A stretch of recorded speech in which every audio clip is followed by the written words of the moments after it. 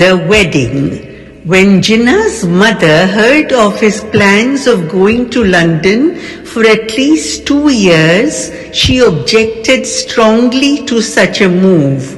For her, the separation for 6 months while her dear son had been in Bombay was testing. She said that she could not bear this long, never-ending stretch of 2 to 3 years.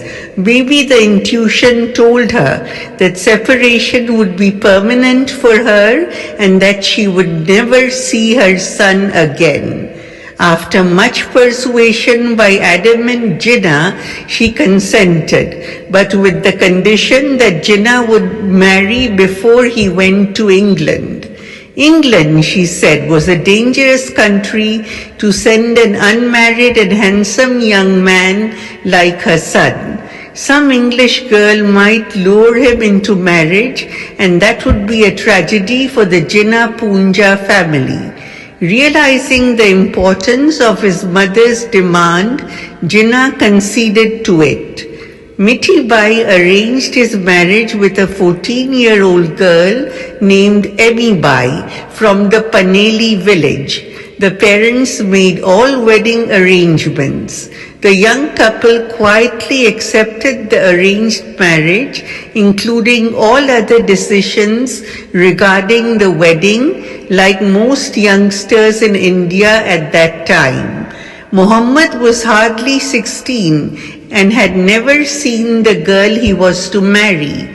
Jinnah's sister Fatima reports, decked from head to foot in long flowing garlands of flowers, he walked in a procession from his grandfather's house to that of his father-in-law, where his 14-year-old bride, Emibai, sat in an expensive bridal dress, wearing glittering ornaments, her hands spotted with henna, her face spotted with gold dust, and redolent with the fragrance of attar.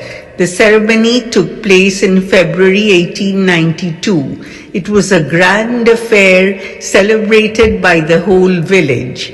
Huge lunch and dinner parties were arranged and all were invited.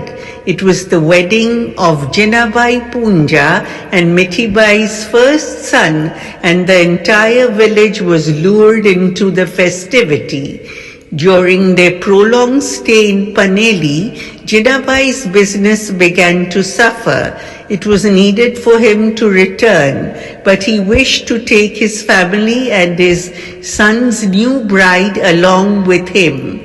The bride's father, however, was adamant that Jinnah should stay for the customary period of 1.5 months after marriage. The two families, newly bonded in marriage, were about to break into a quarrel until the intervention of young Jinnah. He spoke to his father-in-law in privacy and informed him that it was necessary for his father to return immediately along with his family. He gave the option of either sending the young bride back with him or sending her later, when he would go to England for 2 or 3 years. Jinnah's persuasive power, coupled with extreme politeness, was evident even at that age. Emibai's father consented to send his daughter, and the wedding party returned to Karachi. How Jinnah felt about that marriage and his new bride was uncertain. He had little time to adjust, since he sailed off to England soon after his return.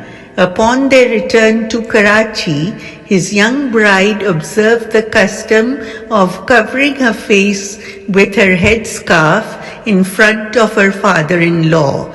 But the progressive Jinnah soon encouraged her to discard this practice. He studied at the Christian mission school until the end of October in order to improve his English before his voyage that was planned by November 1892. though some argue that he sailed in January 1893. He was not to see his young bride ever again, as she died soon after he sailed from India.